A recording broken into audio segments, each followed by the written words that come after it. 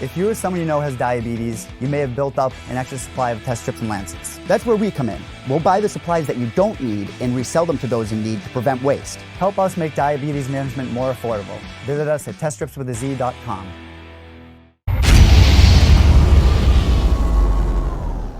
All right, we have your boy back on the show and back in action next Saturday as he takes on Gerald Meerschaert at UFC Tampa. Eryk Anders is here. How are you, man? Man, I'm doing awesome. And yourself? I'm doing great. Looks like some beautiful weather behind you here. Man, yeah, it's nice and hot here in Alabama. Everything's still green and, feels great outside. It looks great outside. And knowing you and how active you like to be, sir, I mean, you were actually hoping to get on that San Antonio card a couple weeks after your last fight. So it's been almost 4 months for you here since you fought. Have you just been sort of itching, sort of losing your mind at this point? Because normally you'd have 1, maybe 2 fights in this time frame. I mean, patience is a virtue. So, I've known about this fight for like the last 2 months. So it was really just 2 months that, I was going without prep, not without training or nothing, but without a fight on the horizon. So, it's a good amount of time, body feels great, all healed up, feeling great mentally, physically. So, sometimes it's good to have a little bit of time. We're a little less than 2 weeks away from this fight. You're taking on a wily veteran, and believe it or not, considering your resume, you're about to take on the most experienced guy that you've shared the cage with. How has everything been going in preparation for this fight? Man, everything's been going well, man. Got some new training partners, some really high-level guys from Brazil, living here and training here now. So it's really been a huge upgrade to the gym in terms of training, quality of training, and they just bring a whole different mindset to the game. So it's been great having them here. Your last 2 fights have been at 205 in the light heavyweight division. I know that you've told me you're good with jumping back and forth between weight classes depending on if the fight is in the United States or international. Is this the, official kickoff of that plan? Man, I get in where I fit in, man. Wherever they offer me, whoever they offer me, I'm going to sign the contract anyways. But, I fight at 205, fight at light, middleweight. I really enjoy what I do. I train every day. So really the only thing that changes is my diet and the intensity and maybe some more cardio sessions depending if I'm going what weight class I'm fighting at. So just a few tweaks to my schedule, but pretty much everything stays the same anyways. How's the weight looking right now, if you don't mind me asking? The weight's good, man. I'm sitting at that 203, 205 range.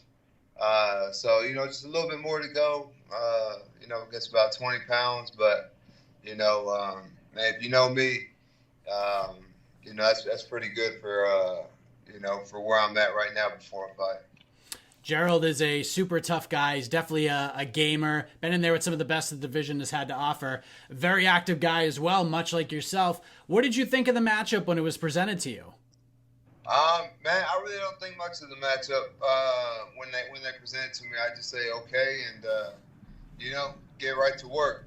But after watching him and studying a little bit of film and whatnot, I really like the matchup. He's a super dangerous guy, like you said. I think he's had 40 fights. A lot of submission wins. So I think he'll be looking for my neck. On the feet or even on the ground. So something I'll have to watch out for, but I'm feeling good about it. Do you see this the way that fans look at it on paper, the classic striker versus grappler matchup? Is that how you look at this fight as well? The longer it stays on the feet, the better it favors you, but if it goes to the ground, advantage him. Do you kind of look at it the same way even after all these fights in the octagon? Not really. Obviously, if it's on the feet, 100% that's me. I think my striking and pressure is a little bit better than his. And, man, I got game in jiu-jitsu too, man. I can wrestle. I can do all that stuff. I just, choose not to because I like the striking part. So, man, I can do all those things, man. I got game off my back, So, wherever the fight goes, man, I'm comfortable and, man, I'm looking to finish the fight and get in and out. So, it doesn't matter to me where the fight takes place. Do you feel like this is a nice challenge having a guy like Gerald? Because I don't know where you would rank him in terms of guys you faced who have great ground games, but I think he would be probably right up there. Does that sort of boost the motivation that you get a nice little challenge on a different aspect of the fight game that fans may not be used to seeing out of you? Yeah, absolutely. You know, I think his chokes in particular are what he fancies the most. So, you know, definitely, you know, kind of duck into my turtle shell a little bit come fight night and, you know, keep him from around my neck, and I think I'll be good. Did I see that you spent some time in Dallas at Fortis MMA? Is that accurate? Yeah. I spent about 2 weeks out there training with, you know, they got a plethora of guys, man. Uriah Hall, Ryan Spann, who's also fighting in Tampa. Jeff Neal. Got to see Miles Johns work. Peterson, who just had a nice fight of the night, or knockout of the night in Mexico City. So, man, just being around a bunch of high-level guys, Alonzo Manafield, definitely 100% boosted my game a little bit. So, man, it was just good to get in there and get work with guys like that, and as well as having Coach Safe in the room, man. He really knows how to push the pace of practice. Were you out in Colorado at all during this camp or no? No, I didn't make it out to Colorado, just because, man, I want to do everything at home, or most of this stuff at home. I had already had a trip planned to go out to Dallas, so, you know, it didn't work out for me to get out there this time, but definitely be out there in the future.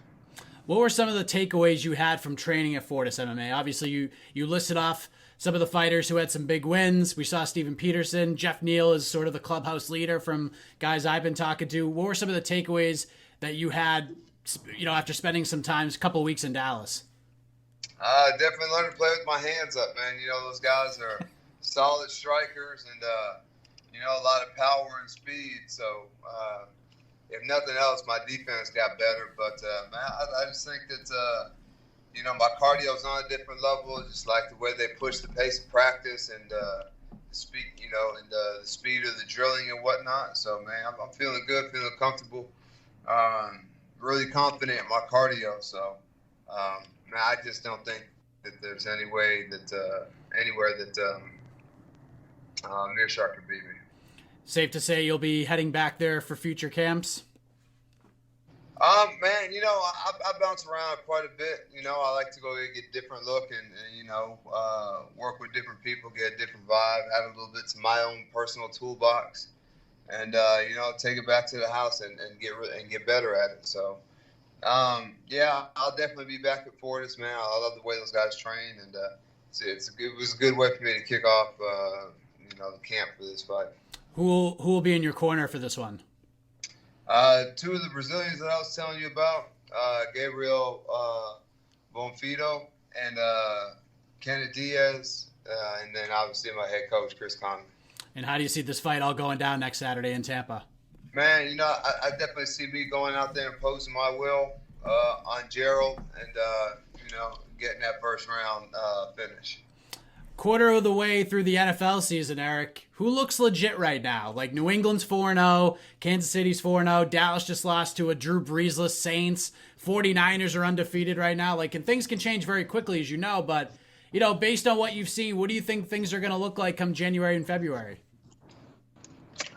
Man, you know, the season's still young, man. Some teams start out fast, some teams start out slower, man. I think it's a better question to ask in the end of the season, you know. But, you know, I think that you know, Kansas City has shown a lot of consistency between last year and this year. So, man, it'd be hard not to pick them to not be in the Super Bowl this year. Oh, over New England? How dare you?